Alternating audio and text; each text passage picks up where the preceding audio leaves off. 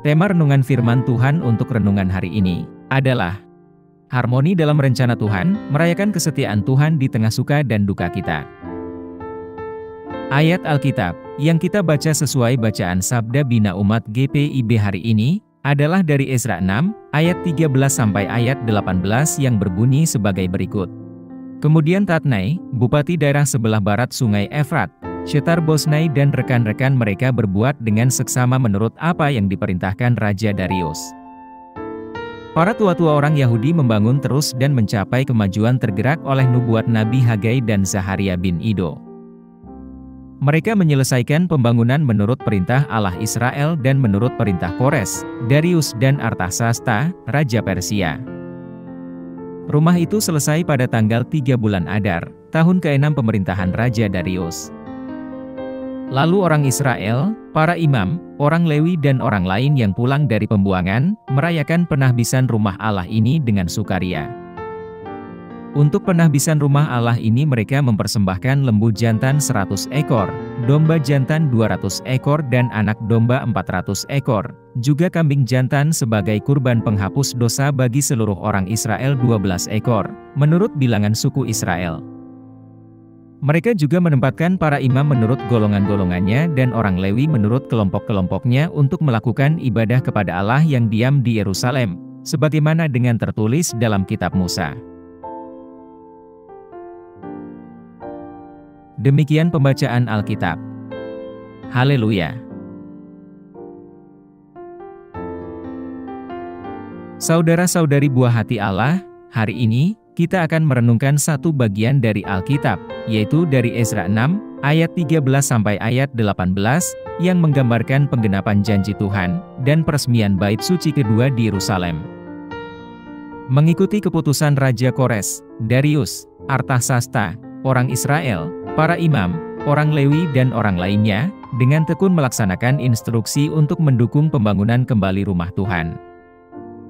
Para tetua Yahudi melanjutkan pekerjaan mereka dengan dorongan dari Nabi Hagai dan Zaharia. Dengan bimbingan Tuhan dan dukungan Raja-Raja Persia, rumah Tuhan itu selesai dibangun pada hari ketiga bulan Adar, pada tahun ke-6 pemerintahan Raja Darius. Orang Israel merayakan peresmian bait suci dengan penuh sukacita, sambil mempersembahkan kurban, 100 ekor lembu jantan, 200 ekor domba jantan, 400 ekor domba, dan 12 ekor kambing jantan, masing-masing satu untuk setiap suku Israel. Mereka mengangkat para imam dan orang-orang Lewi menurut regu mereka untuk melayani Tuhan di bait suci, mengikuti instruksi yang tertulis dalam kitab Musa. Ezra 6 ayat 13 sampai ayat 18 ini mengajarkan kita tentang ketekunan, iman, dan sukacita dalam menggenapi janji-janji Tuhan. Sama seperti bangsa Israel menyelesaikan dan mendedikasikan bait suci, kita juga dapat menemukan kekuatan dan sukacita dalam dedikasi kita terhadap pekerjaan Tuhan di komunitas kita. Apa pesan Tuhan untuk kita yang hidup di masa kini? Firman Tuhan hari ini mencatat momen penting ketika bangsa Israel menyelesaikan pembangunan bait suci kedua. Dengan bantuan Raja Darius, mereka merayakannya dengan sukacita besar, meskipun mereka juga mengenang masa-masa penderitaan mereka di masa lalu. Ini mengajarkan kita bahwa dalam setiap rencana Tuhan, ada harmoni antara suka dan duka. Sebagai orang percaya di masa kini, kita diundang untuk melihat hidup kita melalui lensa iman yang sama. Bagi kita yang hidup di masa kini, ini berarti menyadari bahwa dalam setiap perjalanan spiritual, kita juga akan mengalami suka dan duka. Namun, kita juga diingatkan bahwa di tengah-tengah itu semua, kesetiaan Tuhan tetap ada. Tuhan bekerja melalui suka dan duka kita, untuk membawa kita lebih dekat kepadanya dan memperkuat iman kita. Apa yang harus kita terapkan dalam kehidupan kita sehari-hari? Untuk diterapkan dalam kehidupan iman kita, kita harus belajar untuk menerima kedua emosi tersebut sebagai bagian dari rencana Tuhan yang sempurna. Ketika kita bersukacita, kita hendaknya mengucap syukur dan memuji Tuhan. Ketika kita berduka, kita hendaknya mencari penghiburan dari Tuhan dan saudara seiman di komunitas kita. Dengan begitu, kita menciptakan komunitas yang kuat dan saling mendukung, memperkuat iman kita bersama.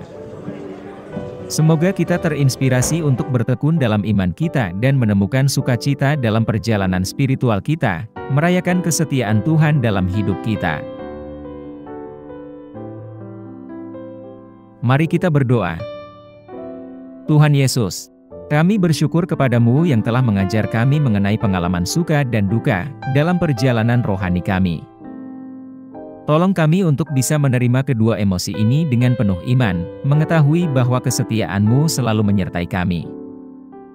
Berilah kami kekuatan, baik untuk merayakan sukacita, maupun mencari penghiburan Tuhan dalam duka kami, agar kami dapat hidup selaras dengan rencana-Mu. Kami pohonkan doa ini dalam nama Yesus Kristus, Tuhan dan Juru Selamat kami. Kiranya Tuhan menguatkan kita, dan kasih karunia Tuhan Yesus menyertai kita. Amin.